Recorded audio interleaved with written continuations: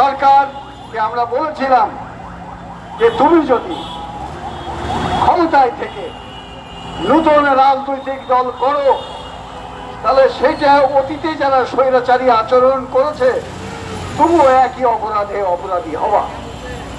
আমরা সুনির্দিষ্টভাবে বলতে পারি তারা জেলা থানা পর্যায়ে উপজেলা পর্যায়ে এই বৈষম্য বিরোধী এই নাগরিক কমিটি এই সমস্ত সংগঠনগুলো সংগঠিত হওয়ার জন্যে সহযোগিতা করার জন্যে রাষ্ট্রীয় অর্থ তছরূপ করছেন এবং প্রশাসনকে সেই ধরনের নির্দেশনা দিয়েছেন এবং নানা ধরনের উন্নয়ন যে কাজ সেই কাজের সাথে যুক্ত করছেন।